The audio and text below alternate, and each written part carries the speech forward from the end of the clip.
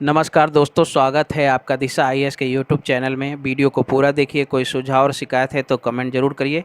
अच्छा लगे तो चैनल को सब्सक्राइब भी करिए। जैसा कि आप सभी को पता है कि यूपी पीसीएस 2022 का प्री एग्ज़ाम 12 जून को है और आप सभी तैयारी में ज़ोर शोर से लगे भी हैं।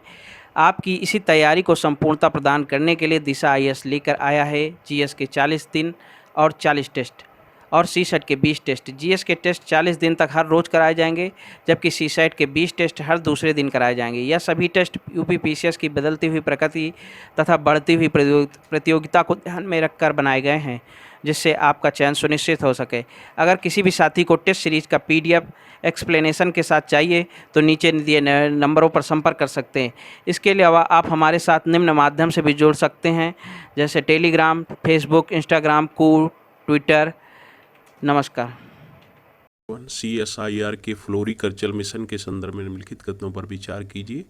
वैज्ञानिक और औद्योगिक अनुसंधान परिषद मिशन के कार्यान्वयन हेतु एकमात्र निकाय है या एपीकल्चर की वृद्धि को बढ़ावा देगा। इसका सही ऑप्शन है बी, यानी कि केवल तो। इसी तरह से क्वेश्चन नंबर 2, निम्नलिखित कथनों पर विचार कीजिए। ग्लूटेन स्वाभाविक रूप से कुछ खाद्य अनाजों में पाया जाता है। सीलिएक रोग ग्लूटेन असहिष्णुता का सबसे गंभीर रूप है। इसका सही ऑप्शन है केवल तो, यानी कि बी ऑप्शन। इसी तरह से हम लोग आते हैं क्वेश्चन नंबर 3 की ओर। मोटे अनाजों के संदर्भ में निम्नलिखित कथनों में से कौन सा सही है? ये सूखा प्रतिरोधी फसलें हैं जिन्हें सुपरफूड कहा जाता है। भारत में मोटे अनाज की कोई भी स्वदेशी फसल नहीं उगाई जाती है। मोटे अनाजों की फसलों में कैल्शियम और प्रोटीन की अधिक मात्रा उपलब्ध होती है। इसका सही ऑप्शन है डी, यानी कि 1, 2 और 3। इसी तरह क्वेश्चन नंबर 4, बैंगनी क्रांति के संदर्भ में निम्नलिखित कथनों पर विचार कीजिए। यह लेवेंडर नामक फूलों की खेती से संबंधित है। वैज्ञानिक तथा औद्योगिक अनुसंधान परिषद CSIR बैंगनी क्रांति के लिए उत्तरदायी निकाय है। उक्त कथनों में आपको सही कथन बताना है, तो इसका सही ऑप्शन है केवल एक, यानी कि यह लेवेंडर नामक फूलों की खेती से संबंधित है। क्वेश्चन नंबर 5, भारत में रेशम उत्पादन के संदर्भ में निम्नलिखित कथनों पर विचार कीजिए। भारत में रेशम, शहतूत और मूंगा की केवल 2 प्रमुख किस्मों का उत्पादन किया जाता है। यहाँ पर आपको ध्यान रखना है कि इस क्वेश्चन में आपसे केवल यहाँ पर ऑप्शन में दिया हुआ है। इसी तरह से question number option 2, mulberry, oak tasar, tropical tasar, muga और एरी वाणिज्यिक महत्व के रेशम के 5 प्रमुख प्रकार हैं। अब आपको इसका सही आंसर बताना है, तो इसमें सही आंसर है सी, यानी कि 1 और 2 दोनों। मैंने आपको पहले बताया था कि जिस क्वेश्चन में केवल हो उसमें से 90% और 99% गलत होने का संभावना रहती है, लेकिन इस क्वेश्चन में आप देख रहे हैं कि इसमें ये ऑप्शन सही है। ठीक है, तो इस बात का आपको ध्यान रखना है। क्वेश्चन नंबर 6, भीलों के संदर्भ में निम्नलिखित कथनों पर विचार कीजिए। भील मध्य प्रदेश, महाराष्ट्र और कर्नाटक राज्यों से जुड़े हुए हैं। राजस्थान में मीणा के बाद भील दूसरी सबसे बड़ी जनजाति है। राजस्थान में भीलों को अनुसूचित जनजाति के रूप में वर्गीकृत किया गया है। इसका सही ऑप्शन है बी। आपको इसमें से पूछा गया था क्या ऑप्शन सही नहीं है, यानी कि राजस्थान में मीणा के बाद भील दूसरी बड़ी जनजाति नहीं है, इसलिए ये ऑप्शन हो गया सही। क्वेश्चन नंबर 7 पर आते हैं। जिन्होंने मिस्लों को समाप्त कर एक साम्राज्य का गठन किया, उन्होंने अपनी सेना में बड़ी संख्या में यूरोपीय अधिकारियों को नियुक्त किया। उन्होंने उत्तर पश्चिमी भारतीय उपमहाद्वीप पर शासन किया। उपरोक्त कथन भारत में निम्नलिखित में से किस शासक का सबसे उपयुक्त वर्णन करते हैं? तो ये सबसे सही आंसर हो जाएगा इसका बी, यानी कि टीपू सुल्तान।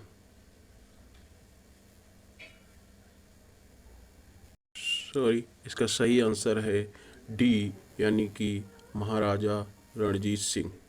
इसी तरह से हम लोग क्वेश्चन नंबर 8 पर आते हैं। शंकराचार्य के संदर्भ में निम्नलिखित कथनों पर विचार कीजिए। उन्होंने अद्वैत सिद्धांत का प्रतिपादन किया। ब्रह्म सूत्र भाष्य और भज गोविंदम स्रोत शंकराचार्य की प्रमुख कृतियां हैं। उन्होंने भारत में उस समय हिंदू धर्म को पुनर्जीवित करने में महत्वपूर्ण भूमिका निभाई जब बौद्ध धर्म लोकप्रियता प्राप्त कर रहा था। इसका सही ऑप्शन है डी, यानी कि 1 और 2, 3, यानी कि तीनों ऑप्शन। क्वेश्चन नंबर 9, निम्नलिखित कथनों पर विचार कीजिए। द्रविड़ भाषाएं केवल भारत और श्रीलंका में बोली जाती हैं। कुरुख आंध्र प्रदेश की द्रविड़ भाषी अनुसूचित जनजाति है। इसका सही ऑप्शन है डी, यानी कि ना तो 1, क्योंकि द्रविड़ भाषाएं केवल, ये आप ध्यान देने। इसी तरह से हम लोग क्वेश्चन नंबर 10 पर आते हैं। निम्नलिखित कथनों पर विचार कीजिए। महत्वपूर्ण संस्कृत रचनाएं, लेखक अष्टाध्यायी, पाणिनि, कालिदास, मृच्छकटिकम, अश्वघोष, बुद्ध चरित्र। अब आप देखिए उपयुक्त में से सही कथन आपको चुनना है। तो इसका सही कथन है सी, यानी कि 1 और 3, क्योंकि कालिदास की रचना ये मृच्छकटिकम नहीं है। इसी तरह से हम लोग क्वेश्चन नंबर 11 पर आते हैं। यह बेल्लारी जिले में तुंगभद्रा बेसिन में स्थित है। खंभों वाले मंडपों की कतार से घिरी चौड़ी सड़कें इस शहर के मंदिरों की अनूठी विशेषताओं में से एक हैं। मध्यकाल में यह बीजिंग के बाद दुनिया का दूसरा सबसे बड़ा मध्ययुगीन शहर था। तालीकोटा की लड़ाई में इस शहर को जीत लिया गया और नष्ट कर दिया गया। उपयुक्त कथनों में भारत में निम्नलिखित में से किस प्राचीन शहर का सबसे उपयुक्त वर्णन करते हैं? तो इसका सही ऑप्शन है डी, यानी कि हम्पी। आपको ये बताना है कि हम्पी किस महत्वपूर्ण सम्राट की राजधानी था। निम्नलिखित कथनों पर विचार कीजिए। श्री नारायण गुरु अद्वैत वेदांत के प्रस्तावक थे। श्री नारायण गुरु ने वायकोम आंदोलन को गति प्रदान की, जिसका उद्देश्य निचली जातियों के लिए मंदिर में प्रवेश करना था। इसका सही ऑप्शन है सी, यानी 1 और 2 दोनों। क्वेश्चन नंबर 13 पर आते हैं। निम्नलिखित कथनों पर विचार कीजिए। यह महाराजा रणजीत सिंह की सेना में सेनापति और कश्मीर के प्रशासक थे। उन्होंने अफगानों को उत्तर पश्चिमी सीमा को नुकसान पहुंचाने रोकने के लिए खैबर दर्रे पर अपना नियंत्रण स्थापित किया। अफगानों के खिलाफ उन्होंने पेशावर तथा कसूर की लड़ाई लड़ी। उपयुक्त कथनों निम्नलिखित में से किस सिख योद्धा का सबसे उपयुक्त वर्णन करते हैं? तो इसका सही ऑप्शन है ए, यानी कि हरि सिंह नलवा। इसी तरह से हम लोग क्वेश्चन नंबर 14 पर आते हैं। निम्नलिखित कथनों पर विचार कीजिए। चकमा और हाजोंग जाति समुदाय हैं जो तत्कालीन पूर्वी पाकिस्तान से आकर अरुणाचल प्रदेश में बस गए थे। चकमा मुख्य रूप से हिंदू हैं, जबकि हाजोंग बौद्ध हैं। चकमा और हाजोंग प्रत्यक्ष रूप से नागरिकता संशोधन अधिनियम 2019 के दायरे में आते हैं। इसका सही ऑप्शन है ए, यानी कि केवल 1। इसी तरह से क्वेश्चन नंबर 15, निम्नलिखित कथनों पर विचार कीजिए। उन्हें अंतरधार्मिक समझ के लिए अकादमिक आंदोलन के अग्रदूत के रूप में जाना जाता है। उनके सबसे महत्वपूर्ण कार्यों में मजमा उल बहरीन और सीरे अकबर शामिल है। उन्होंने उपनिषदों का संस्कृत से फारसी में अनुवाद किया। उपयुक्त कथन भारत के निम्नलिखित में से किस शासक का सबसे उपयुक्त वर्णन करते हैं? तो इसका सही ऑप्शन है डी, यानी कि दारा सिकोह।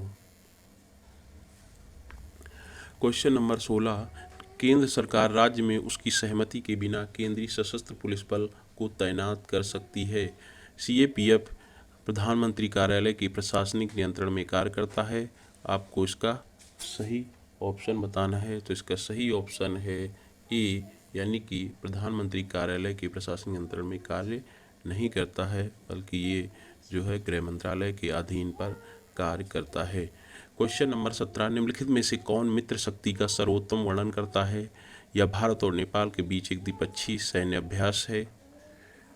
यह भारत मॉरिशस और सेशल्स के बीच त्रिपक्षीय नौसैनिक अभ्यास है। यह भारत श्रीलंका और सेशल्स के बीच एक त्रिपक्षीय सैन्य अभ्यास है।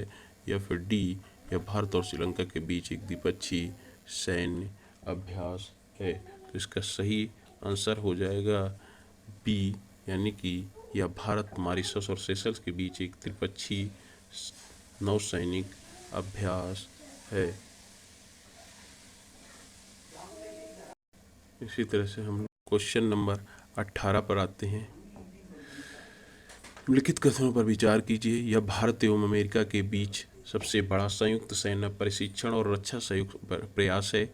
इसे American army Pacific partnership programme के तहत शुरू किया गया था और इसे दोनों देशों के बीच बारी बारी से आयोजित किया जाता है। इस अभ्यास का 16वां संस्करण फरवरी 2021 में बीकानेर के महाजन फील्ड फायरिंग रेंज राजस्थान में आयोजित किया गया था। उपर्युक्त कथन निम्नलिखित में से किस अभ्यास का सबसे उपयुक्त वर्णन करते हैं? तो इसका सही ऑप्शन है आपका ए, यानी कि युद्ध अभ्यास। इसी तरह से हम लोग क्वेश्चन नंबर 19 पर आते हैं। निम्नलिखित में से कौन सा संयुक्त अभ्यास भारत यूके के बीच आयोजित किया जाता है? अजय वॉरियर, पैसेज, कोंकण या फिर गरुण शक्ति। तो इसका सही ऑप्शन है सी, यानी कि अजय वॉरियर, पैसेज और कोंकण, ये तीनों ही हमारे भारत और यूके के बीच होने वाले संयुक्त सैन्य अभ्यास हैं। क्वेश्चन नंबर 20, C-295 MW मध्यम परिवहन विमान भारतीय वायुसेना के एरो 748 विमानों के बेड़े का स्थान लेगा। C-295 मेगावाट का उत्पादन भारत में एयरबस डिफेंस एंड स्पेस और टाटा एडवांस सिस्टम लिमिटेड द्वारा संयुक्त रूप से किया जाएगा। उपर्युक्त कथनों में से कौन सा कथन सही है? तो इसका सही ऑप्शन है सी, यानी कि केवल 1 और 2 दोनों। इसी तरह से क्वेश्चन नंबर 21, बैड बैंक के संबंध में निम्नलिखित कथनों पर विचार कीजिए। बैड बैंक वाणिज्यिक बैंकों के बैड ऋणों को अपने नियंत्रण में लेकर उनका प्रबंधन और समय के साथ धन की वसूली करती है। बैड बैंक उधार देने और जमा स्वीकार करने में शामिल नहीं है। बैड लोन का अधिग्रहण सामान्य रूप से ऋण के बुक मूल्य वैल्यू से अधिक होता है। तो इसका सही ऑप्शन है आपका बी, यानी कि केवल 1 और 2। इसी तरह से क्वेश्चन नंबर 22, एशियाई वित्तीय संकट के बाद निम्नलिखित में से किस देश द्वारा पर्याप्त अर्थव्यवस्था दर्शन की अवधारणा प्रस्तुत की गई थी? तो इसका सही ऑप्शन है दोस्तों डी, यानी कि थाईलैंड द्वारा। इसी तरह से क्वेश्चन नंबर 23, निम्नलिखित कथनों पर विचार कीजिए। सब्सिडी जो व्यापार को विकृत नहीं करती है या कम से कम विकृति का कारण बनती है। नंबर 2, यह सरकार द्वारा वित्त पोषित है और इसमें मूल्य समर्थन शामिल नहीं है। 3, इसमें पर्यावरण संरक्षण और क्षेत्रीय विकास कार्यक्रम भी शामिल हैं। इस पर प्रतिबंध नहीं होता बशर्ते यह नीति विशिष्ट मानदंडों के अनुरूप हो। उपरोक्त कथन विश्व व्यापार संगठन के कृषि समझौते के तहत प्रदान की जाने वाली निम्नलिखित में किस प्रकार की सब्सिडी का सबसे उपयुक्त रूप से वर्णन करते हैं? इसका सही ऑप्शन है डी, यानी कि ग्रीन बॉक्स सब्सिडी। तो क्योंकि यह किसी तरह का विकृति उत्पन्न नहीं करती है और क्षेत्रीय विकास कार्यक्रम में भी शामिल है। इसी तरह से क्वेश्चन नंबर 24, भारत में विद्युत क्षेत्र के संदर्भ में निम्नलिखित कथनों पर विचार कीजिए। नंबर 1, बिजली भारतीय संविधान की 7वीं अनुसूची के तहत राज्य सूची का विषय है। विद्युत क्षेत्र में स्वचालित मार्ग के तहत 100% प्रत्यक्ष विदेशी निवेश यानी एफडीआई की अनुमति है। जिला विद्युत समितियां सरकार की सभी बिजली संबंधी योजनाओं की निगरानी और जिला स्तर पर इसके प्रभाव का आकलन करेंगी। उपर्युक्त कथनों में से कौन सा कथन सही है? तो इसका सही ऑप्शन है 2 और 3 यानी कि सी ऑप्शन। इसी तरह से क्वेश्चन नंबर 25 डिजिटल भुगतान प्रणाली के संदर्भ में निम्नलिखित कथनों पर विचार कीजिए। यूपीआई भारत बिल भुगतान प्रणाली का एक उन्नत संस्करण है। राष्ट्रीय इलेक्ट्रॉनिक फंड ट्रांसफर नेफ्ट का उपयोग करके हस्तांतरित की जा सकने वाली धनराशि की कोई न्यूनतम या अधिकतम सीमा नहीं है। रुपे एक एनपीसीआई संचालित भुगतान कार्ड है जो सिंगापुर, भूटान और यूएई में भी वैध है। उपयुक्त कथनों में से कौन सा कथन सही है? तो इसका सही ऑप्शन है सी यानी कि केवल 2 और 3। वैश्विक नवाचार सूचकांक 2021 को तैयार करने में निम्नलिखित में से कौन से संकेतक का उपयोग किया गया है? 1 मानव पूंजी और अनुसंधान, 2 बाजार कृत्रिमता और परिष्कार, 3 ज्ञान और प्रौद्योगिकी आउटपुट, 4 आधारभूत संरचना। नीचे दिए गए कूट का सही उत्तर चुनिए। तो सही आंसर है दोस्तों डी यानी 1, 2, 3 सभी ऑप्शन सही हैं। क्वेश्चन नंबर 27 निम्नलिखित कथनों पर विचार कीजिए। निर्यात ऋण गारंटी निगम का पूर्ण स्वामित्व वित्त मंत्रालय के पास है। 2 सूक्ष्म लघु और मध्यम उद्यम ईसीजीसी के अधिकांश ग्राहक हिस्सेदारी साझा करते हैं। ऋण की उपलब्धता बढ़ाने और ऋण देने की प्रक्रिया को आसान बनाने के लिए ईसीजीसी द्वारा निर्विक योजना शुरू की गई है।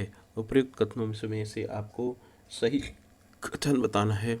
इसका सही ऑप्शन है 2 और 3 यानी कि बी ऑप्शन सही होगा। इसी तरह से क्वेश्चन नंबर 28 चिपचिपे चावल से बनी जुडीमा वाइन राइस ने हाल ही में जीआई टैग हासिल किया है। यह निम्नलिखित में से किस राज्य से संबंधित है? तो इसका सही ऑप्शन है डी यानी कि ये जुडीमा जो वाइन है ये जो है असम से संबंधित है।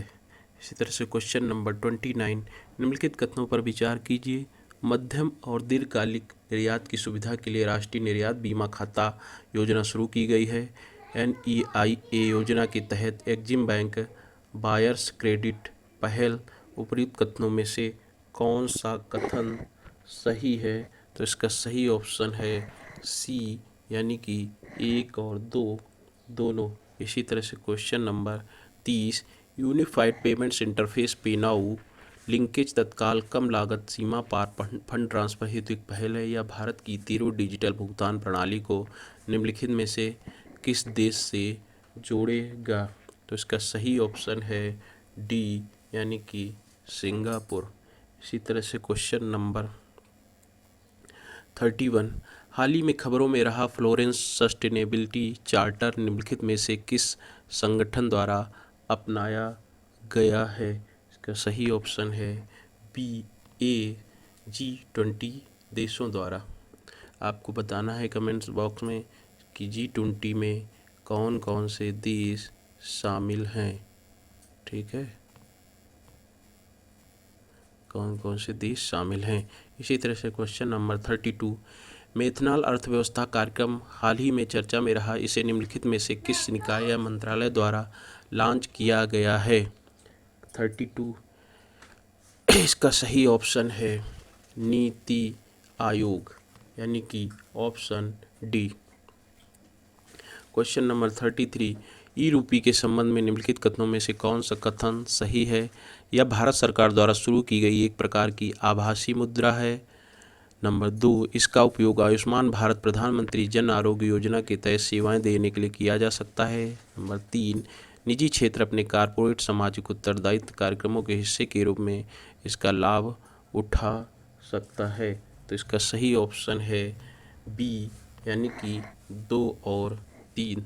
इसी तरह से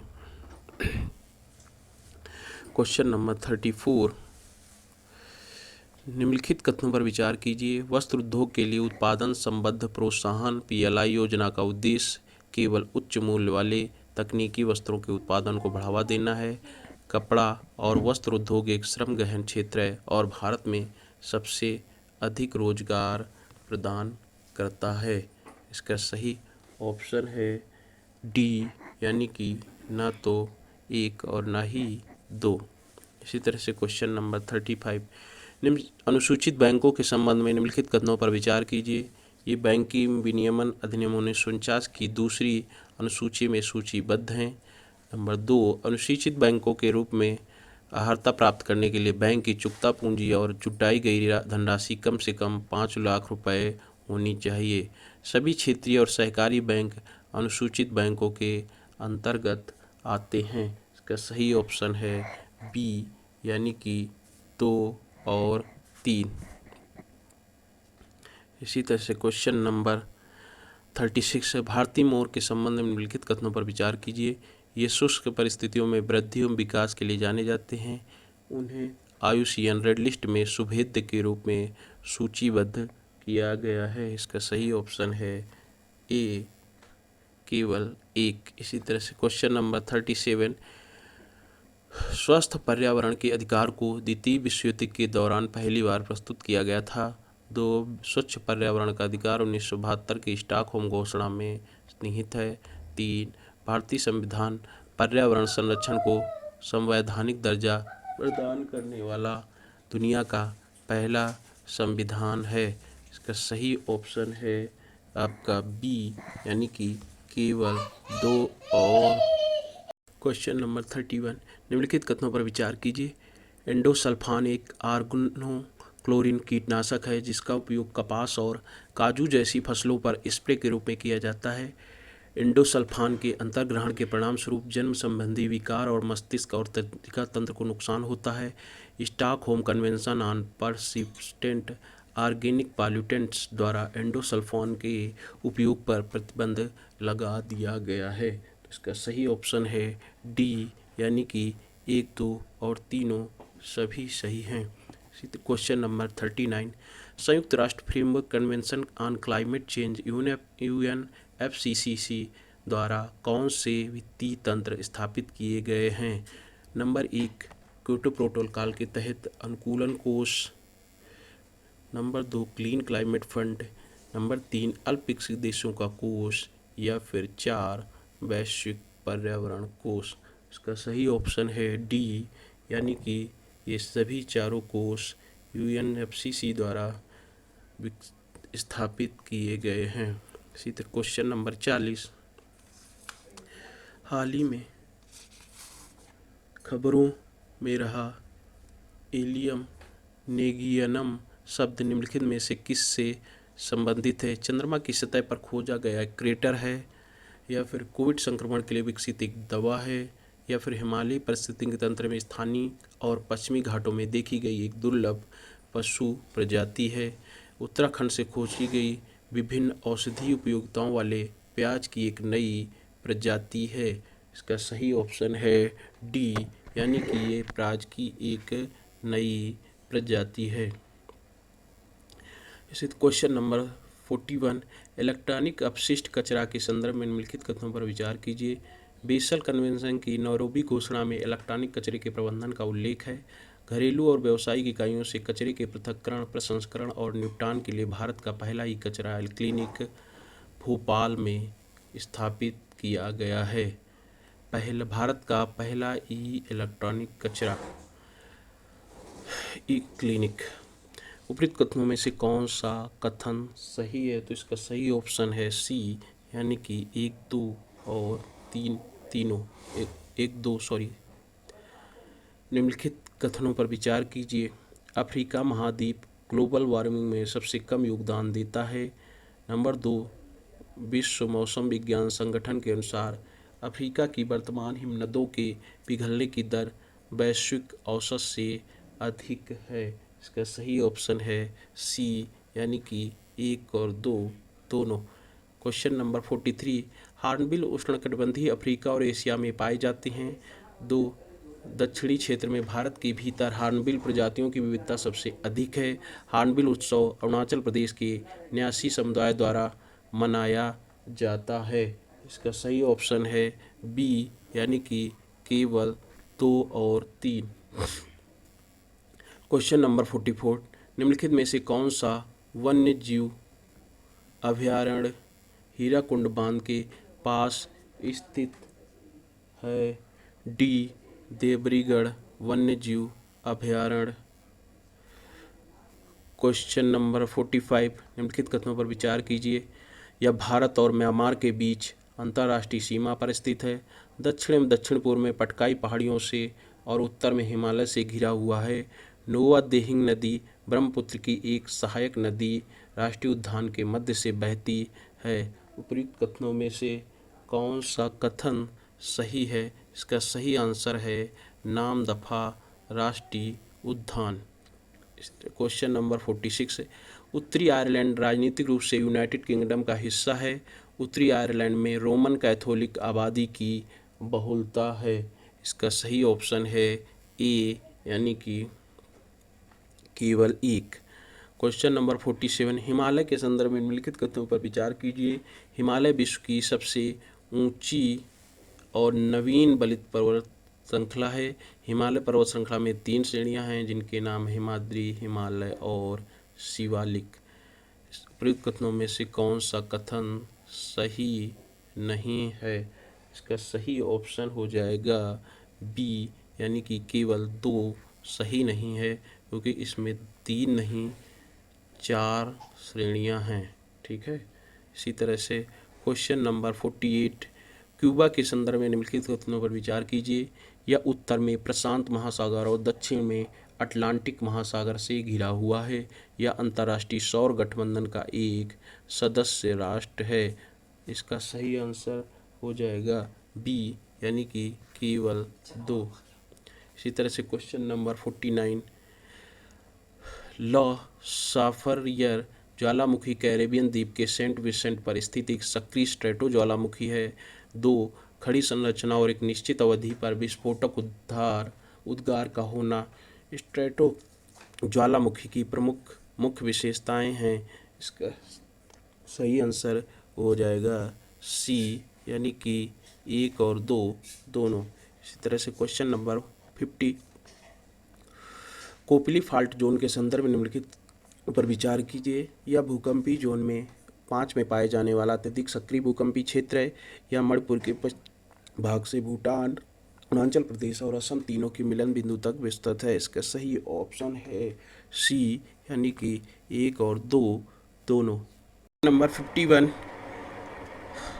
इन वनों को मानसूनी वन भी कहा जाता है। ये वन हिमालय के गिरिपात तथा पश्चिमी घाट के पूर्वी ढालों पर पाए जाते हैं। 3 सागौन, साल, चंदन, महुआ और तेंदू इन वनों में पाए जाने वाले वृक्ष हैं। उपयुक्त कथन भारत के निम्नलिखित में किस प्रकार के वन का सर्वोत्तम वर्णन करते हैं? ए उष्णकटिबंधीय सदाबहार वन, मैंग्रोव वन, उष्णकटिबंधीय पर्णपाती वन या फिर माउंटेन वन। इसका सही ऑप्शन है सी, यानी कि उष्णकटिबंधीय पर्णपाती वन। ठीक है। क्वेश्चन नंबर 52 भारत को 5 भूकंपी जोन में विभाजित किया गया है। 2 नेशनल सेंटर फॉर सिस्मोलॉजी भूकंपी खतरे के नक्शे और कोड को प्रकाशित करता है। ऑप्शन है इसका सही डी, यानी कि ना तो 1 और ना ही 2, क्योंकि 5 नहीं 4 भूकंप जोन हैं। 4 जोन, ठीक है, 4 जोन हैं। इसी तरह से हम लोग क्वेश्चन नंबर 53 की ओर आते हैं। चाड़ के संदर्भ में निम्नलिखित कथनों पर विचार कीजिए। यह देश भूमध्य सागर के उत्तर में स्थित है। यह साहिल क्षेत्र का हिस्सा नहीं है। चाड़ से भारत में कच्चे तेल के आयात से दोनों देशों के बीच द्विपक्षीय संबंधों में काफ़ी वृद्धि हुई है। इसका सही ऑप्शन है सी, यानी कि केवल 3। क्वेश्चन नंबर 54 काला सागर एक अंतर्देशीय समुद्र है। काला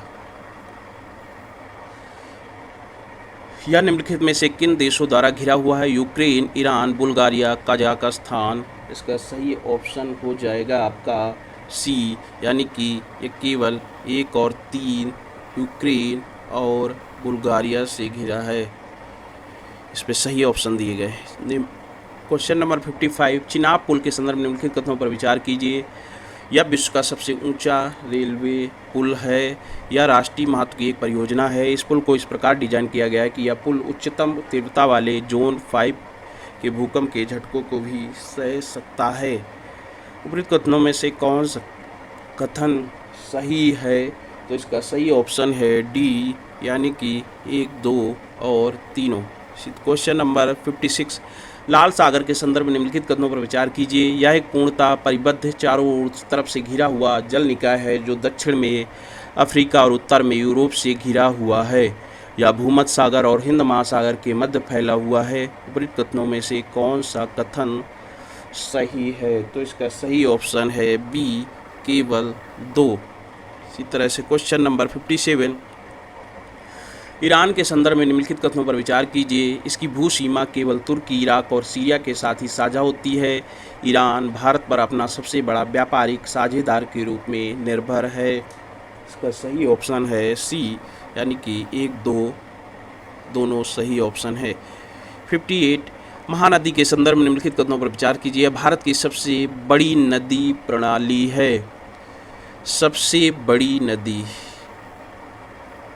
प्रणाली है। यह नदी छत्तीसगढ़, मध्य प्रदेश और महाराष्ट्र राज्यों से होकर बहती है। भारत के सबसे ऊंचे बांध का निर्माण महानदी पर किया गया है। तो इसका सही ऑप्शन है बी, यानी कि केवल 2। क्वेश्चन नंबर 59, फेनी नदी त्रिपुरा से निकलती है और यह बांग्लादेश से होकर गुजरती है। मैत्री सेतु को भारत और बांग्लादेश के मैत्रीपूर्ण संबंधों के प्रतीक के रूप में पद्मा नदी पर बनाया गया है। इसका सही ऑप्शन हो जाएगा आपका ए, यानी कि केवल 1। इसी तरह से क्वेश्चन नंबर 60 पर आते हैं। माउंट सिनाबुंग इंडोनेशिया का एक सक्रिय ज्वालामुखी है। सिनाबुंग और सेमरू ज्वालामुखी Pacific ring of fire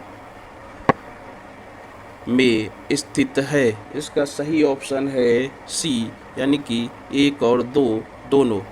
question number 61, Madhya Atlantic Cuttack और ग्रेट रिफ्ट वैली अपसारी सीमाओं का उदाहरण है। अपसारी सीमाओं को विनाशात्मक सीमा के नाम भी जाना जाता है। तो इसका सही ऑप्शन है ए, यानी कि केवल 1। क्वेश्चन नंबर 62, हाल ही में ज्वालामुखी विस्फोट के कारण समाचारों में रहा संगे राष्ट्रीय उद्यान यह किस देश में स्थित है? तो यह जो है इक्वाडोर में स्थित है। क्वेश्चन नंबर 63, भादर नदी के संदर्भ में निम्नलिखित कथनों पर विचार कीजिए। भादर नदी का उद्गम मालवा पठार क्षेत्र में है। यह अरावली से होकर बहती है और अंत में अरब सागर में मिलती है। तो इसका सही ऑप्शन है डी, यानी कि ना तो 1 ना तो 2। पेरियार नदी पश्चिमी घाट की शिवगिरी पहाड़ियों से निकलती है। चेरुथोनी और पेरिन जंगकुट्टी पेरियार नदी की सहायक नदियां हैं। इसका सही ऑप्शन हो जाएगा सी, यानी कि ए और 2 दोनों सही हैं। क्वेश्चन नंबर 65, यह भारत की सबसे कम प्रदूषित नदियों में से एक है। इसका उद्गम स्थल विंध्य पर है। बनास, काली सिंध, शिप्रा, पार्वती इसकी प्रमुख सहायक नदियां हैं। तो इसका सही ऑप्शन है डी, यानी कि चंबल नदी। निम्नलिखित क्वेश्चन नंबर 66, भारत अंतर्राष्ट्रीय ऊर्जा एजेंसी का सदस्य देश नहीं है। भारत मिशन इनोवेशन के सदस्य देशों में शामिल है। इसका सही ऑप्शन है सी, यानी कि 1, 2 दोनों सही ऑप्शन हैं। क्वेश्चन नंबर 67, भारतीय विशिष्ट पहचान प्राधिकरण के संदर्भ में निम्नलिखित कथनों पर विचार कीजिए। इलेक्ट्रॉनिक और सूचना प्रौद्योगिकी मंत्रालय के अधिकार क्षेत्र में एक वैधानिक निकाय है। भारत के सभी निवासियों को एक 16 अंकी विशिष्ट पहचान संख्या प्रदान करना अनिवार्य है। इसका सही ऑप्शन हो जाएगा आपका ए, यानी कि केवल 1। इसी तरह से क्वेश्चन नंबर 68, व्यक्तिगत डेटा संरक्षण कानून 2019 के संदर्भ में निम्नलिखित कथनों पर विचार कीजिए। यह वर्ष 2017 के ऐतिहासिक के.एस. पुट्टास्वामी फैसले से प्रेरित है। भूल जाने का अधिकार भी इसी कानून का हिस्सा है। इसका सही ऑप्शन हो जाएगा बी, यानी कि केवल 2। क्वेश्चन नंबर 69 पे आते हैं। खासी हिल्स ऑटोनोमस डिस्ट्रिक्ट काउंसिल संविधान की छठी अनुसूची के तहत एक निकाय है। संविधान की छठी अनुसूची में असम, मेघालय, त्रिपुरा और मिजोरम में आदिवासी क्षेत्रों के प्रशासन का प्रावधान है। इसका सही ऑप्शन है सी, यानी कि 1 और 2 दोनों। निम्नलिखित कथनों पर विचार कीजिए। एक व्हिसल ब्लोअर कोई भी हो सकता है। गलत प्रथाओं को उजागर करने का, चुनाव और आरोपों को समर्थन करने के लिए सबूत कर सकता है। भारत में व्हिसल ब्लोअर के संरक्षण से संबंधित कोई विशेष अधिनियम नहीं है। कानून और न्याय मंत्रालय ने सतर्कता जागरूकता सप्ताह 2021 के एक भाग के रूप में एक व्हिसल ब्लोअर पोर्टल लॉन्च किया है। इसका सही ऑप्शन है बी, यानी कि केवल 2 और 3। Question number 71, doctor Ram Manohar Lohia के संदर्भ में निम्नलिखित कथनों पर विचार कीजिए। या 1934 में स्थापित कांग्रेस सोशलिस्ट पार्टी का हिस्सा थे। उन्होंने भूमिगत रहते हुए भारत छोड़ो आंदोलन के लिए समर्थन जुटाया। इसका सही ऑप्शन है सी, यानी कि 1 और 2 दोनों। चौरी चौरा कांड निम्नलिखित में से किस राष्ट्रीय आंदोलन से संबंधित था? असहयोग आंदोलन, स्वदेशी आंदोलन, भारत छोड़ो आंदोलन या फिर सविनय अवज्ञा आंदोलन? तो इसका सही ऑप्शन है असहयोग आंदोलन। पगड़ी संभाल आंदोलन 1907 के संदर्भ में निम्नलिखित कथनों पर विचार कीजिए। यह उन कानूनों के खिलाफ था जो किसानों से भू स्वामित्व छीनकर उन्हें मातृभूमि अनुबंधक ठेकेदार बना देते। इस आंदोलन के तहत स्थापित भारत माता सोसाइटी का उद्देश्य औपनिवेशिक ब्रिटिश सरकार को गिराना था। इसका सही ऑप्शन हो जाएगा सी, यानी कि 1 और 2 दोनों। इसी तरह से क्वेश्चन नंबर 74, निम्नलिखित कथनों पर विचार कीजिए। सत्यमेव जयते को भारत के राष्ट्रीय आदर्श वाक्य के रूप में 26 जनवरी 1950 को अपनाया गया था। सत्यमेव जयते को मुंडक उपनिषद से लिया गया है। यह देवनागरी लिपि में अशोक द्वारा बनवाए गए सिंह स्तंभ पर अंकित है। इसका सही ऑप्शन है डी, यानी कि 1 और 2 3 तीनों सही हैं। क्वेश्चन नंबर 75, राष्ट्रीय युवा दिवस हर वर्ष 12 जनवरी को स्वामी विवेकानंद की जयंती के रूप में मनाया जाता है। स्वामी विवेकानंद ने पश्चिमी विश्व को वेदांत और योग के भारतीय दर्शन से परिचित कराया। उपरोक्त कथनों में से कौन सा कथन सही है? तो इसका सही ऑप्शन है सी, यानी 1 और 2 दोनों। श्री नारायण गुरु के विषय में निम्नलिखित कथनों पर विचार कीजिए। ये अद्वैत वेदांत के प्रस्तावक और पुनर्मूल्यांकन करता थे। उन्होंने वायकोम आंदोलन के लिए प्रेरणा प्रदान करने की जिसका उद्देश्य मंदिरों में प्रवेश करना था। इसका सही आंसर हो जाएगा सी, यानी कि 1 और 2 दोनों। इसी तरह से क्वेश्चन नंबर 77, सुभाष चंद्र बोस के विषय में निम्नलिखित कथनों पर विचार कीजिए। उन्होंने भारत के लिए डोमिनियन दर्जे के मुद्दे पर मोतीलाल नेहरू रिपोर्ट का विरोध किया। उन्होंने सविनय अवज्ञा आंदोलन को स्थगित करने का विरोध किया। उन्होंने वर्ष 1938 में हरिपुरा में कांग्रेस के अध्यक्ष का चुनाव जीता। कौन सा कथन सही है? तो इसमें सही कथन हो जाएगा आपका डी, यानी कि 1 2 और तीनों सही हैं। क्वेश्चन नंबर 78, गोविंद बल्लभ पंत के संदर्भ में निम्नलिखित कथनों पर विचार कीजिए। उन्होंने असहयोग आंदोलन के साथ साथ नमक मार्च में भी हिस्सा लिया। वे अल्पसंख्यकों के लिए एक अलग निर्वाचक मंडल के पूर्णता विरुद्ध थे। इसका सही आंसर हो जाएगा सी, यानी 1 और 2 दोनों सही हैं। क्वेश्चन नंबर 79, लाला लाजपत राय निम्नलिखित में से किन संगठनों से जुड़े थे? Servants of people society, Hindu राहत आंदोलन, 3 all India trade union Congress और 4 हिंदू महासभा। इसका सही ऑप्शन हो जाएगा डी, यानी कि 1 2 और 3 4 सभी सही। क्वेश्चन नंबर 80, बिहार का तारापुर नरसंहार वर्ष 1932 में हुआ था। तारापुर में विरोध का एकमात्र कारण भगत सिंह, सुखदेव और राजगुरु को फांसी देना था। उपरोक्त कथनों में से कौन सा कथन सही नहीं है? इसका सही ऑप्शन हो जाएगा बी, यानी कि केवल 2 सही नहीं है। क्वेश्चन नंबर 81, स्वामी दयानंद सरस्वती के बारे में निम्नलिखित कथनों पर विचार कीजिए। वह वर्ष 1876 में स्वराज के लिए इंडिया फॉर इंडियन के रूप में आह्वान करने वाले पहले व्यक्ति थे। उन्होंने वेदों की ओर लौटो का नारा दिया। उन्होंने चतुर्वर्ण प्रणाली को वैदिक धारणा प्रस्तुत की। इसका सही ऑप्शन है डी, यानी कि 1, 2 और 3। निम्नलिखित में से कौन अभिनव भारत सोसाइटी के संस्थापक थे? इसका सही ऑप्शन हो जाएगा सी, विनायक दामोदर सावरकर। क्वेश्चन नंबर 83, आर्य समाज आंदोलन के संदर्भ में निम्नलिखित कथनों पर विचार कीजिए। आर्य समाज का मुख्यालय लाहौर में दयानंद सरस्वती द्वारा स्थापित किया गया था। आर्य समाज द्वारा शुद्धि आंदोलन शुरू किया गया। लाला लाजपत राय और स्वामी श्रद्धानंद इस आंदोलन से जुड़े थे। तो इसका सही आंसर है डी, यानी कि 1, 2 और 3। निम्नलिखित कथनों पर विचार कीजिए। Double stride redirection test DART NASA और इसरो का एक संयुक्त मिशन है। इस मिशन का उद्देश्य नई विकसित तकनीक का परीक्षण करना है, जो एक अंतरिक्ष यान को क्षुद्र ग्रह से टकराकर उसकी दिशा को बदलने की अनुमति देगा। इसका सही ऑप्शन है बी, यानी कि केवल 2।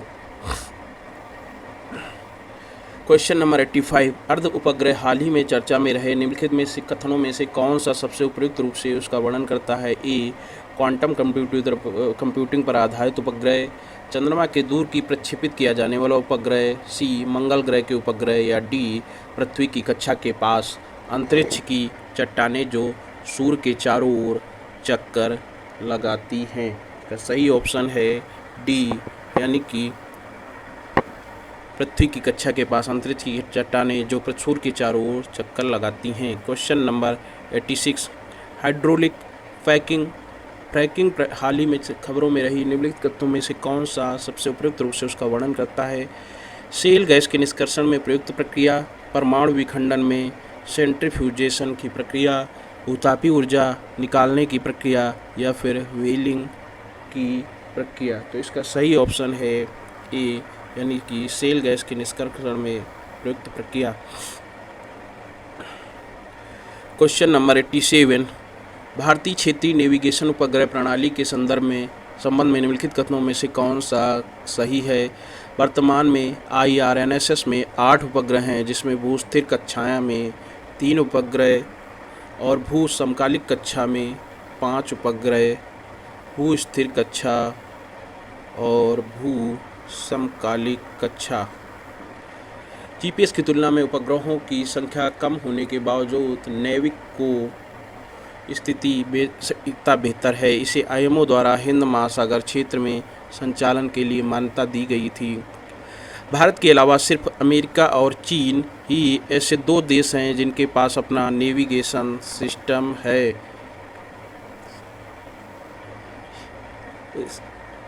इसका सही आंसर है सी, यानी कि केवल 1, 2 और 3, क्योंकि भारत, अमेरिका, चीन, भारत और UK, रूस के पास भी अपना नेविगेशन सिस्टम है। इसी तरह से हम लोग क्वेश्चन नंबर 88 की ओर बढ़ते हैं। हाइपरसोनिक प्रौद्योगिकी के संदर्भ में निम्नलिखित कथनों पर विचार कीजिए। इस तकनीक पर आधारित मिसाइलों की गति ध्वनि की गति से कम 10 गुना। अधिकांश हाइपरसोनिक वाहन मुख्य रूप से डुअल मोड रैमजेट तकनीक का उपयोग करते हैं। इसका सही ऑप्शन है आपका डी, यानी कि ना तो 1 और ना ही 2। क्वेश्चन नंबर 89, श्वेत वामन यानी व्हाइट ड्वार्फ के संदर्भ में निम्नलिखित कथनों पर विचार कीजिए। प्रत्येक तारा जब अपने सभी हाइड्रोजन ईंधन का उपयोग करता है तो श्वेत वामन में बदल जाता है। 2, परमाणु संलयन प्रतिक्रियाओं के माध्यम से तारे अपने कोर में हाइड्रोजन को हीलियम में संलयित करते हैं। तो इसका सही ऑप्शन है बी, यानी कि केवल 2। क्वेश्चन नंबर 90, कुपोल या डाम नामक प्रारंभिक चेतावनी मिसाइल विरोधी प्रणाली निम्नलिखित में से किस देश से संबंधित है? इसका सही ऑप्शन है ए, यानी कि ये रूस द्वारा से संबंधित है। क्वेश्चन नंबर 91, हाल ही में चर्चा में रहा माटो सिन्होज मैनिफेस्टो निम्नलिखित में से किससे संबंधित है? ए, यूरोप में अंतरिक्ष के उपयोग में तेजी लाने, वैश्विक न्यूनतम कर के लिए G20 प्रस्ताव, COP26 में नई जलवायु परिवर्तन प्रतिज्ञा, या फिर ऑकस समूह की एक नई पहल। इसका सही ऑप्शन है ए, यानी कि यूरोप में अंतरिक्ष के उपयोग में तेजी लाने। क्वेश्चन नंबर, लियोनिद उल्का बौछार के संदर्भ में निम्नलिखित कथनों पर विचार कीजिए। उसमें सबसे तेज उल्काएं हैं। लियोनिद की बौछार प्रत्येक 33 वर्षों में उल्का पिंड में बदल जाती है। इसका सही ऑप्शन है सी, यानी कि 1 और 2 दोनों। कौन सा कथन एस्ट्रो रोबोट का सबसे अच्छा वर्णन करता है? इसे चंद्र सतह पर पानी खोजने के लिए बनाया गया है, इसे होम मॉनिटरिंग जैसे कार्यों में लोगों की मदद करने के लिए डिज़ाइन किया गया है, इसे क्षुद्र ग्रह वेन्यू की सतह का अध्ययन करने के लिए बनाया गया है, इसे सौर मंडल के बाहर पृथ्वी जैसे ग्रहों का पता लगाने के लिए बनाया गया है। इसका सही आंसर है बी, यानी कि इसे होम मॉनिटरिंग जैसे कई कार्यों में लोगों की मदद करने के लिए डिजाइन किया गया है। क्वेश्चन नंबर 94, हाल ही में खबरों में रहा गो ब्लू अभियान निम्नलिखित में से किससे संबंधित है? अंतर्देशीय मत्स्य पालन को बढ़ावा देना, रोगाणुरोधी प्रतिरोध के बारे में जागरूकता फैलाना, सी, समुद्री जीवन के संरक्षण के बारे में जागरूकता फैलाना, या फिर डी, स्वच्छ समुद्र तटों को बढ़ावा देना। इसका सही ऑप्शन है बी, यानी कि रोगाणुरोधी प्रतिरोध के बारे में जागरूकता फैलाना। क्वेश्चन नंबर 95, हवाना सिंड्रोम के संदर्भ में निम्नलिखित में से कथनों पर विचार कीजिए। इसमें व्यक्ति द्वारा कुछ अजीब सी आवाज़ें सुनने और अजीब शारीरिक संवेदनाओं का अनुभव किया जाता है। निर्देशित माइक्रोवेव विकिरण को हवाना सिंड्रोम का प्रमुख कारक माना जाता है। इसका सही आंसर हो जाएगा सी, यानी कि 1, 2 दोनों। क्वेश्चन नंबर 96, माइक्रोवेव हथियारों के संदर्भ में निम्नलिखित कथनों पर विचार कीजिए। वे मशीनों और इंसानों दोनों को प्रभावित करने में सक्षम हैं। माइक्रोवेव हथियारों का प्रोटोटाइप प्रदर्शित करने वाला चीन एकमात्र देश है। इसका सही ऑप्शन है ए, यानी कि केवल 1। Question number 97, total fertility rate से तात्पर्य किसी महिला के जीवन काल में उसके पैदा हुए या पैदा होने वाले बच्चों की कुल संख्या से है। प्रति महिला लगभग 2.1 बच्चों के TFR को रिप्लेसमेंट लेवल फर्टिलिटी कहा जाता है। TFR 15-16 में रिपोर्ट किए गए 2.2 से घटकर 2019-21 में अखिल भारतीय स्तर पर 20 हो गया है। इसका सही ऑप्शन है डी, यानी कि 1, 2 और 3 तीनों। क्वेश्चन नंबर 98, वैज्ञानिक सोच विकसित करना भारत के प्रत्येक नागरिक का मौलिक कर्तव्य है। भारत में विश्व स्तर पर सबसे अधिक महिलाएं स्टेम यानी विज्ञान, प्रौद्योगिकी, इंजीनियरिंग और गणित स्नातक हैं। किरण योजना विशेष रूप से बेरोजगारों, महिलाओं, वैज्ञानिकों और प्रौद्योगिकविदों को करियर के अवसर प्रदान करने के लिए शुरू की गई थी। इसका सही ऑप्शन हो जाएगा आपका डी, यानी कि केवल 1, 2 और 3। क्वेश्चन नंबर 99, नोरो वायरस के संदर्भ में निम्नलिखित कथनों पर में से कौन सा कथन सही है? या फेफड़ों में संक्रमण का कारण बनता है। 2, भोजन को अधिक ताप पर पका या क्लोरीन युक्त पानी वायरस को मारने में मदद करता है। वायरल संक्रमण को ठीक करने के लिए कोई विशिष्ट उपचार उपलब्ध नहीं है। इसका सही ऑप्शन है सी, यानी कि केवल 3। क्वेश्चन नंबर 100, अक्सर समाचारों में देखा जाने वाला पार्लेमो प्रोटोकॉल निम्नलिखित में से किससे संबंधित है? व्यक्तियों का अवैध व्यापार, प्रवासियों की तस्करी, आग्नेयास्त्रों में अवैध निर्माण और तस्करी। इसका सही ऑप्शन है डी, यानी कि 1, 2 और 3 तीनों। क्वेश्चन नंबर 101, मलेरिया पैदा करने वाले परजीवी बी वैक्स के लिए क्लोरोक्विन सबसे अधिक दी जाने वाली दवा है। भारत में क्लोरोक्विन के लिए पीवीवैक्स प्रतिरोध का कोई मामला नहीं है। उपरोक्त कथनों में से आपको सही कथन बताना है, तो इसका सही ऑप्शन हो जाएगा केवल एक, यानी एक ऑप्शन सही है। क्वेश्चन नंबर 102, निम्नलिखित कथनों में से कौन सा RTS एस AS01 वैक्सीन के संबंध में सही है? इसका सही ऑप्शन हो जाए, इसका ऑप्शन, यह एक इंजेक्शन योग्य टीका है जो अफ्रीका में सबसे अधिक प्रचलित मलेरिया स्ट्रेन को लक्षित करता है। बी, या हेपेटाइटिस बी वायरस से लीवर के संक्रमण से बचाने में मदद करता है। 3, यह बच्चों में मलेरिया के गंभीर मामलों को रोकने में अत्यधिक प्रभावी है। तो इसका सही ऑप्शन हो जाएगा ए, यानी कि केवल 1 और 2। इसी तरह से क्वेश्चन नंबर 103, सिलिकोसिस के संदर्भ में निम्नलिखित कथनों पर विचार कीजिए। यह मुख्य रूप से उत्खनन, निर्माण और भवन निर्माण उद्योगों में कार्यरत लोगों में होता है। यह एक व्यावसायिक बीमारी या खतरा है। यह खान अधिनियम 1952 के तहत एक अधिसूचित बीमारी है। इसका सही ऑप्शन हो जाएगा डी, यानी कि 1, 2 और 3 तीनों। भारत में निम्नलिखित में किसके साथ एक्यूवेरिन अभ्यास आयोजित करता है? इसका सही ऑप्शन है सी, यानी कि ये मालदीव के साथ भारत एक्यूवेरिन अभ्यास का आयोजन करता है। क्वेश्चन नंबर 105, काला सागर भी कर्च जल डमरू मध्य द्वारा अजोर सागर से जुड़ा हुआ है। डारडेनेल्स, बॉस्फोरस और मरमरा सागर भूमध्य सागर तथा काला सागर के बीच एक ट्रांजिशन जोन बनाती है। इसका सही ऑप्शन है सी, यानी कि 1, 2 दोनों सही ऑप्शन हैं। निम्नलिखित कथनों पर विचार कीजिए। मानवाधिकार परिषद संयुक्त राष्ट्र प्रणाली के तहत एक अंतर सरकारी निकाय है। सार्वभौमिक आवधिक समीक्षा हर 4 साल में एक बार संयुक्त राष्ट्र के सभी सदस्य देशों के मानवाधिकार रिकॉर्ड की समीक्षा करने का एक तंत्र है। इसका सही ऑप्शन हो जाएगा आपका सी, यानी कि 1 और 2 दोनों। क्वेश्चन नंबर 107, पैनिक्स 21 किस समूह के सदस्य देशों के लिए एक मानवीय सहायता और आपदा राहत अभ्यास है? ए, बंगाल की खाड़ी बहुक्षेत्रीय तकनीकी और आर्थिक सहयोग पहल यानी कि बिम्स्टेक। बी, दक्षिण पूर्व एशियाई राष्ट्र संघ यानी आसियान। सी, क्षेत्रीय सहयोग के लिए दक्षिण एशियाई संघ यानी सार्क। और डी, संघाई सहयोग संगठन यानी कि SCO। इसका सही ऑप्शन है ए, यानी कि ये बिम्स्टेक का एक तकनीक मानवीय सहायता और आपदा राहत अभ्यास है। अब आपको कमेंट बॉक्स में कमेंट करके बताना है कि इन सभी संस्थाओं में सदस्य देश कौन कौन से हैं।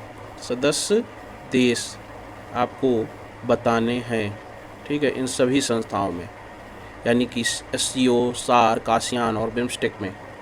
इसी तरह से क्वेश्चन नंबर 108, निम्नलिखित कथनों पर विचार कीजिए। ब्राज़ील में आयोजित दक्षिण दक्षिण सहयोग पर दूसरे वैश्विक उच्च स्तरीय सम्मेलन में ब्राज़ीलिया घोषणा 2015 पर हस्ताक्षर किए गए। भारत ब्राज़ीलिया घोषणा का एक हस्ताक्षर करता है। इसका सही ऑप्शन है बी, यानी कि केवल 2।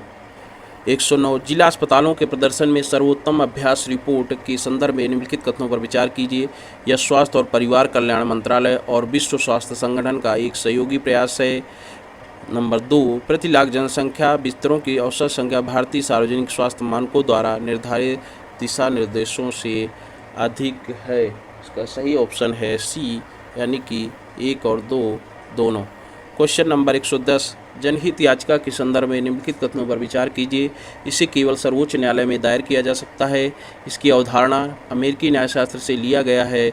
इसका उपयोग मानव अधिकारों और समानता को आगे बढ़ाने के लिए किया जाता है। इसका सही ऑप्शन है बी, यानी कि केवल 2 और 3। क्वेश्चन नंबर 111, निम्नलिखित कथनों पर विचार कीजिए।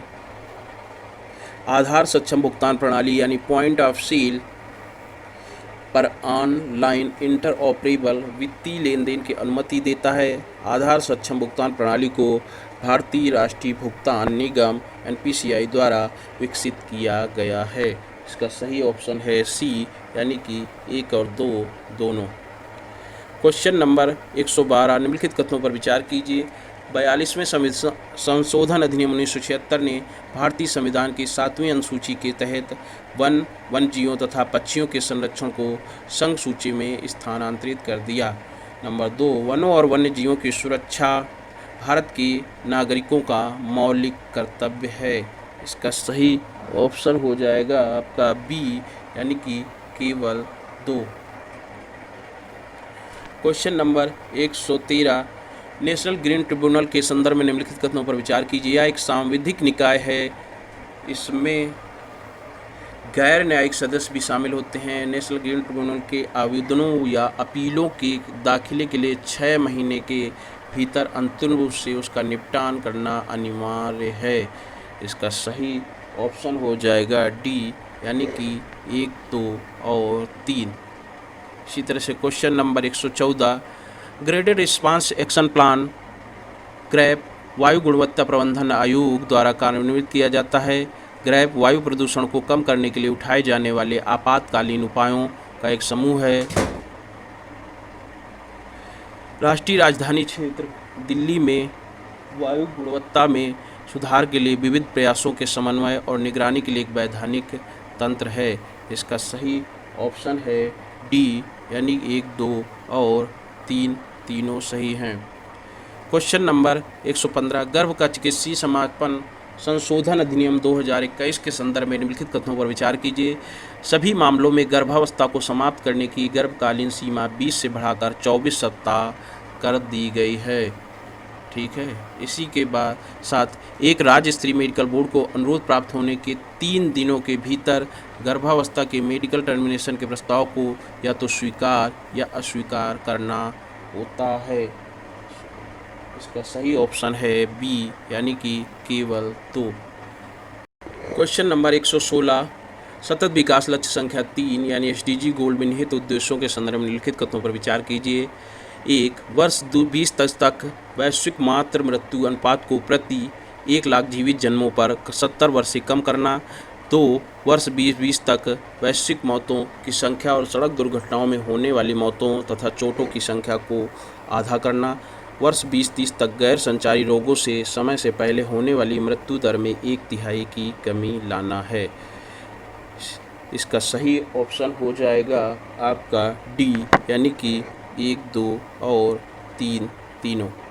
इसी तरह से क्वेश्चन नंबर 17 माले घोषणा पत्र के संदर्भ में निम्नलिखित कथनों पर विचार कीजिए। इस पर वर्ष 1998 दक्षिण एशिया सहकारी पर्यावरण कार्यक्रम के सदस्यों द्वारा हस्ताक्षर किया गया था।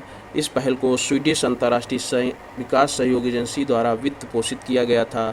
भारत 2017 में माले घोषणा पत्र का हस्ताक्षरकर्ता बन गया। इसका सही ऑप्शन हो जाएगा डी, यानी 1, 2 और 3। 118 निम्नलिखित कथनों पर विचार कीजिए। विश्व खाद्य दिवस प्रतिवर्ष खाद्य और कृषि संगठन की स्थापना के उपलक्ष्य में मनाया जाता है। FAO संयुक्त राष्ट्र की एक विशेष एजेंसी जो भुखमरी की समाप्ति के लिए अंतर्राष्ट्रीय प्रयासों का नेतृत्व करती है। भारत ने वर्ष 2023 को अंतर्राष्ट्रीय बाजरा वर्ष के रूप में घोषित किया है, प्रस्ताव दिया है। इसका सही ऑप्शन हो जाएगा आपका बी, यानी कि केवल 2। इसी तरह से क्वेश्चन नंबर 119 निम्नलिखित कथनों पर विचार कीजिए। विश्व खाद्य दिवस प्रतिवर्ष खाद्य और कृषि संगठन की स्थापना के उपलक्ष्य में मनाया जाता है।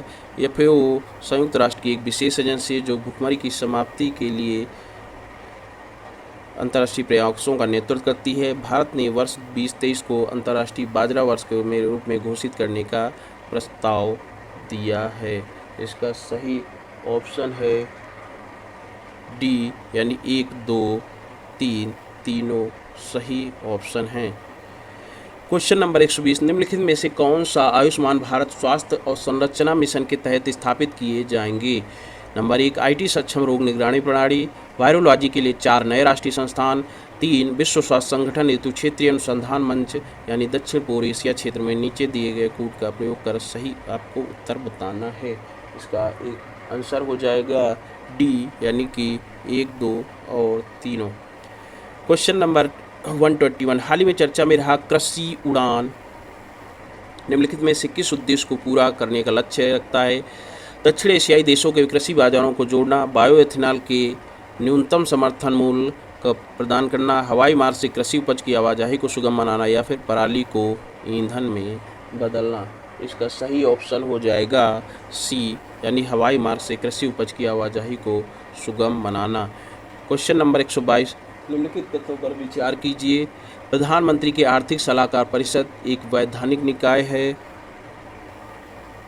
नीति आयोग के लिए नोडल एजेंसी के रूप में कार्य करता है। इसका सही ऑप्शन है बी, यानी कि केवल 2। क्वेश्चन नंबर 123, वन हेल्थ संबंधी अवधारणा के संदर्भ में निम्नलिखित कथनों पर विचार कीजिए। यह एक ऐसा दृष्टिकोण है जो यह मानता है कि मानव स्वास्थ्य, पशु स्वास्थ्य और हमारे चारों ओर के पर्यावरण के साथ घनिष्ठ रूप से जुड़ा हुआ है। यह WHO और विश्व पशु स्वास्थ्य संगठन के त्रिपक्षीय प्लस गठबंधन के बीच समझौते के अंतर्गत एक पहल या फिर ब्लू प्रिंट है। इसका सही ऑप्शन हो जाएगा सी, यानी 1, 2 और 3।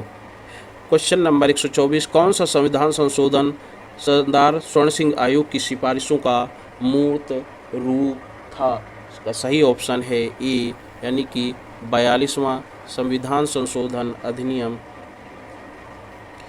इसी तरह से क्वेश्चन नंबर 125, यात्रा और पर्यटन प्रतिस्पर्धात्मक रिपोर्ट किसके द्वारा जारी की जाती है? तो इसका सही ऑप्शन है सी, यानी विश्व आर्थिक मंच के द्वारा। क्वेश्चन नंबर 126, विश्व महासागर दिवस कब मनाया जाता है? तो ये विश्व महासागर दिवस 8 जून को मनाया जाता है। क्वेश्चन नंबर 127, निम्नलिखित में से कौन सा युग्म सही सुमेलित नहीं है?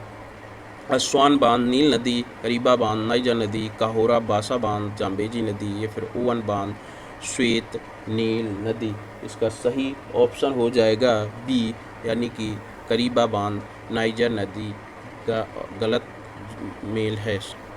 क्वेश्चन नंबर 128, ऑपरेशन कायाकल्प संबंधित है स्कूली शिक्षा गुणवत्ता सुधार से, महिला सशक्तिकरण से, लघु और सूक्ष्म उद्योगों में सुधार से या फिर बैंकिंग व्यवस्था में सुधार से। तो इसका सही ऑप्शन हो जाएगा ए, यानी कि स्कूली शिक्षा गुणवत्ता सुधार से। क्वेश्चन नंबर 129, राष्ट्रीय प्रशिक्षुता मेले का आयोजन किसके द्वारा किया गया? एक नीति आयोग, कौशल विकास और उद्यमिता मंत्रालय, शिक्षा मंत्रालय या फिर गृह मंत्रालय। तो इसका सही ऑप्शन है ए, यानी कि नीति आयोग। क्वेश्चन नंबर 130, रामप्पा मंदिर कहाँ स्थित है? तमिलनाडु, आंध्र प्रदेश, कर्नाटक या फिर तेलंगाना। तो इसका सही ऑप्शन है डी, यानी कि ये तेलंगाना में स्थित है। हाल ही में साइक्लोपियन वॉल के संदर्भ में निम्नलिखित विश्व धरोहर टैग की मांग की गई है या किस राज्य में स्थित है? इसका सही ऑप्शन है ए, यानी कि यह बिहार में स्थित है। 132 वर्ष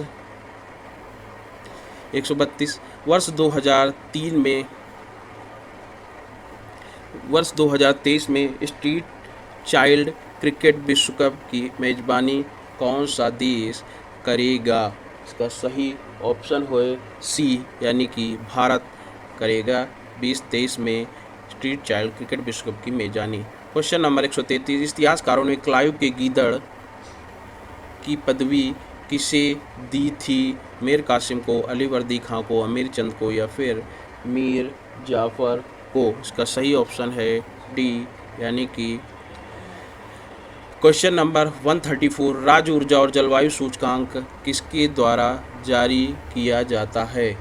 तो इसका सही ऑप्शन है आपका ए, यानी कि यह नीति आयोग द्वारा जारी किया जाता है। क्वेश्चन नंबर 135, विधानसभा के गठन का प्रावधान किस अनुच्छेद में किया गया है? विधानसभा के गठन का प्रस्ताव। इसका सही आंसर है बी, यानी कि अनुच्छेद 170 में। क्वेश्चन नंबर 136, संगणक साक्षरता दिवस कब मनाया जाता है? 2 दिसंबर, 16 अगस्त, 5 जून या फिर 24 अक्टूबर को। तो इसका सही आंसर है ए, यानी कि 2 दिसंबर को। क्वेश्चन नंबर 137, निम्न में से कौन सा युग्म सुमेलित नहीं है?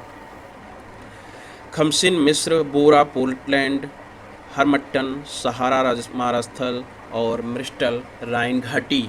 आपको ये बताना है कि ये जो खमसिन या बोरा, हरमट्टन और म्रिस्टल है ये क्या है। ये कमेंट बॉक्स में आपको कमेंट करके बताना है। इसका सही ऑप्शन है डी, यानी कि मिस्ट्रल राइन घाटी। गोल्डन लंगूर को आईयूसीएन रेड लिस्ट द्वारा किस प्रजाति के रूप में सूचीबद्ध किया गया है? तो इसका सही ऑप्शन है ए, यानी कि संकटग्रस्त सूची में गोल्डन लंगूर को रखा गया है। S-400 क्या है? ए कोविड वैक्सीन, बी पनडुब्बी, सी मिसाइल प्रणाली या फिर डी एंटीबायोटिक। तो इसका सही ऑप्शन है सी, यानी कि यह एक मिसाइल प्रणाली है। इसी तरह से क्वेश्चन नंबर 140, निम्नलिखित में से कौन सिंधु नदी की सहायक नदी नहीं है? श्योक, हुंजा, काबुल और चेनाब। ये इसमें से कौन सी सिंधु नदी की सहायक नदी नहीं है? इसका सही ऑप्शन है डी, यानी चेनाब नदी सिंधु नदी की सहायक नदी नहीं है। Question number 141, India smart city award प्रतियोगिता के पुरस्कार वितरण समारोह में वाराणसी को कौन सी श्रेणी में सम्मानित किया गया है? Covid innovation, smart city leadership, जल संरक्षण या फिर उपरोक्त सभी। इसका सही ऑप्शन है डी, यानी कि उपरोक्त सभी। इसी तरह से क्वेश्चन नंबर 142, दस्तक अभियान किस राज्य से संबंधित है? इसका सही ऑप्शन है ए, यानी कि उत्तर प्रदेश से। क्वेश्चन नंबर 143, अनिता गुप्ता जिन्हें नारी शक्ति पुरस्कार से सम्मानित किया गया है किस राज्य से संबंधित हैं? इसका सही ऑप्शन है आपका ए, यानी कि ये झारखंड से संबंधित हैं। क्वेश्चन नंबर 144, उत्तर प्रदेश सरकार ने किस योजना के तहत राज्य में किसान केंद्रित पहल के रूप में 150 नर्सरी विकसित करने का निर्णय लिया है? इसका सही ऑप्शन है डी, यानी कि मुख्यमंत्री ग्रामोद्योग रोजगार योजना। क्वेश्चन नंबर 145, देश में गुजरात के बाद दूसरी सबसे बड़ी लंबी तटरेखा किस राज्य की है? तो इसका सही आंसर हो जाएगा आंध्र प्रदेश, यानी कि सी ऑप्शन। क्वेश्चन नंबर 146, केंद्रीय प्रशासनिक अधिकरण की स्थापना संविधान के किस अनुच्छेद के अंतर्गत की गई है? इसका सही ऑप्शन है बी, अनुच्छेद 323 ए। क्वेश्चन नंबर 147, हाल ही में बिहार सरकार द्वारा मिथिला की किस मछली प्रजाति को जीआई टैग दिलाने के प्रयासों के तहत मछली विशेषज्ञों की एक टीम गठित की गई है? क्वेश्चन नंबर बी, इसका सही आंसर है बी। इसी तरह क्वेश्चन नंबर 148 पर आते हैं, विश्व धरोहर दिवस प्रतिवर्ष किस तिथि को मनाया जाता है? तो इसका सही ऑप्शन है ए, यानी 18 अप्रैल को। क्वेश्चन नंबर 149, भारत वन स्थिति रिपोर्ट 2019 के अनुसार उत्तर प्रदेश में कुल भौगोलिक क्षेत्र का कितना प्रतिशत वन आवरण है? इसका सही आंसर हो जाएगा ए, यानी कि 6.15% वन आवरण है। इसी तरह से क्वेश्चन नंबर 150, निम्नलिखित में से कौन सा युग्म सही सुमेलित नहीं है? इस बात को आपको ध्यान देना है। ए सुंदरवन पश्चिम बंगाल, नीलगिरी तमिलनाडु, दिहांग दिबांग अरुणाचल प्रदेश या पंचमढ़ी उत्तर प्रदेश। तो इसका सही ऑप्शन है डी, यानी कि पंचमढ़ी उत्तर प्रदेश में नहीं है। ठीक है।